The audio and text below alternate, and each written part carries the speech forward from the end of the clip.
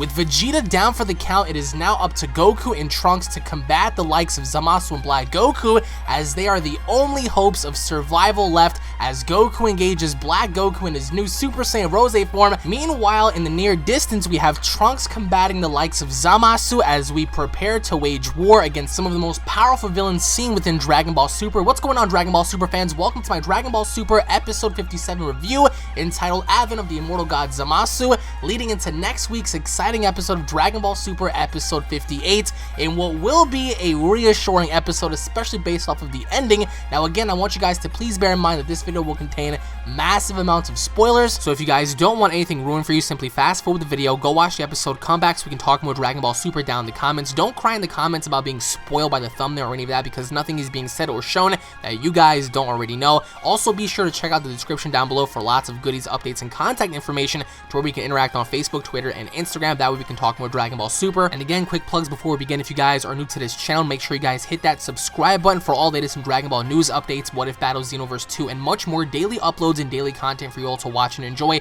So I thank you so much for supporting the channel greatly, as I always do. Be sure to spread the word about Unreal ENT Gaming. The translations were provided by Herms98 on Twitter, just in case you guys are wondering how I was able to pick up on the dialogue prior to the subs coming out. And with that being said, on to the episode now. Just as everyone already knows, we pick up right where we left off with Zamasu confronting Goku, and now of course Trunks and Goku having to be the only ones left to combat these two, in which case we start the episode off with Goku confronting Zamasu, as Zamasu tells Goku that Black is only his comrade and his comrade only, and Black tells Goku the ideal world that he is creating doesn't need mortals or god-fighting jerks like Goku, so he's trying to eradicate and create a perfect world without anyone having to exist of Goku's kind that's also able to combat the likes of the gods in terms of stature. So this episode was just chock full of amazing battle sequences. Like, legitimately, this was one of the greatest fight scenes I have seen, because in the beginning we see Goku fighting Zamasu and Black at the exact same time,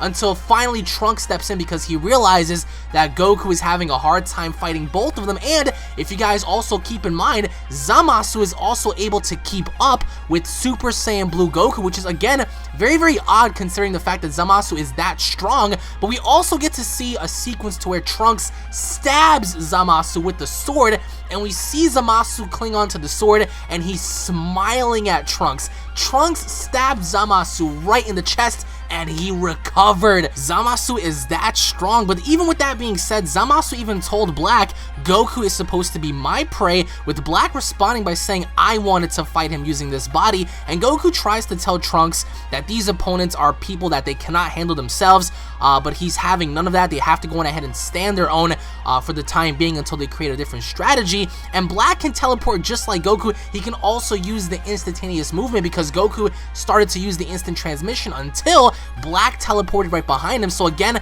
the battle sequences, the fight choreography was just spectacular. I would have to say some of the best fighting scenes that we've gotten within Dragon Ball Super so far. And Zamasu begins to give the standard speech about mortals misusing the intelligence of the gods that have given to them.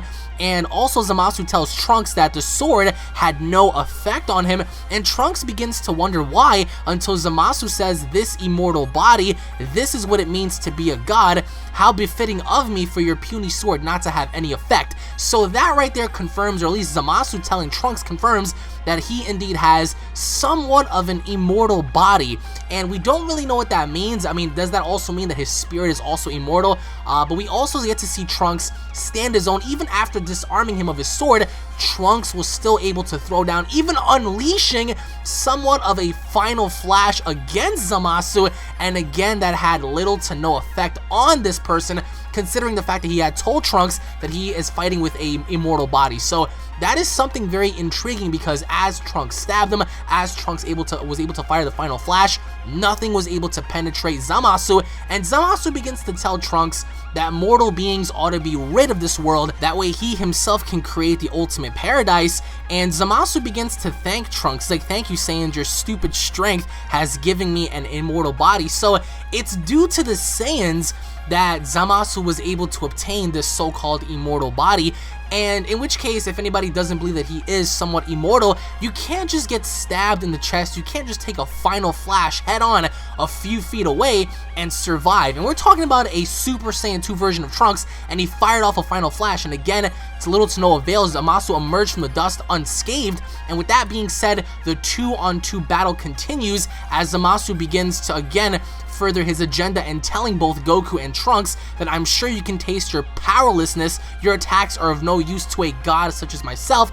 And just as that happens, we see behind them that Black is beginning to charge up this dark purple Kamehameha wave, in which case Goku and Trunks try to flee until Zamasu grabs both of them, taking the Kamehameha wave straight up, and that's when Zamasu begins to grab Goku and Vegeta, or actually Goku and Trunks, and he throws them down onto the ground, and he begins to laugh because here Goku and Trunks have just taken this very powerful Kamehameha blast, and Goku seems to be helpless, Trunks seems to be helpless. We see Vegeta who's down for the count, and Zamasu wants to beat them for good, so he wants to go in ahead and completely destroy them, and Trunks even tells Goku, even Goku's beaten up, now what do we do?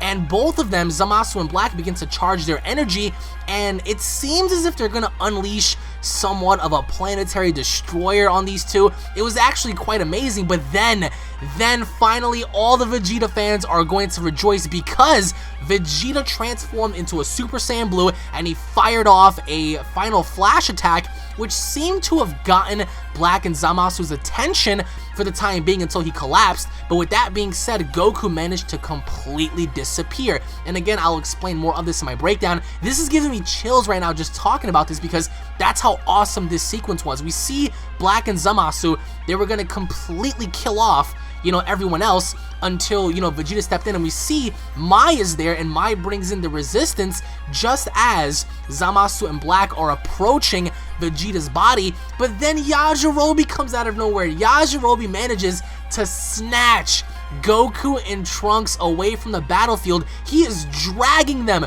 So props to Yajirobe on this one, guys. Hashtag props to Yajirobe. And in which case we see Trunks, as like they're being dragged away, Trunks says, what about father? And Yajirobe says, sorry, saving these two is my limit. And Zamasu tells Trunks and Goku prior, before even trying to kill them, is they'll deal with Vegeta first. So they wanted to deal with Vegeta for intervening with their plans, and in which case towards the very end we get to see Mai saving Vegeta. She brought Vegeta back as Yajirobe brought back Trunks and Goku, and the resistance actually created somewhat of a diversion to distract Black and Zamasu. And then Mai finally takes one of Trunks' capsules. She pops open the time machine, and the time machine is there. So our heroes are looking to escape. Again, this was very brutal, and Zamasu is very angry, in which case, again, I will talk more about this in my breakdown review.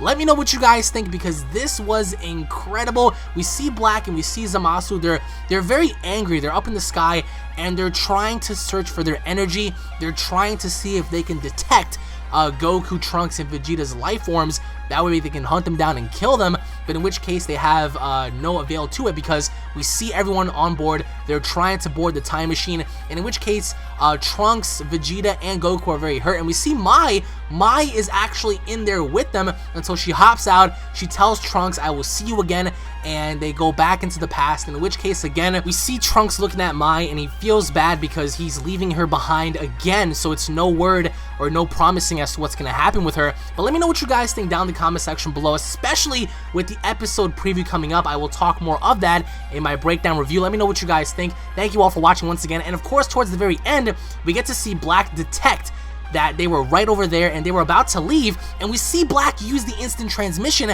and he noticed that they were indeed about to leave once again and go back into the past, in which case we see them escape. But Black also vowed that they were gonna hunt them down regardless of the situation. So Zamasu doesn't seem to be that disappointed, and in which case I do believe towards the very end, this does hint at a bigger, much more broader fight about to happen.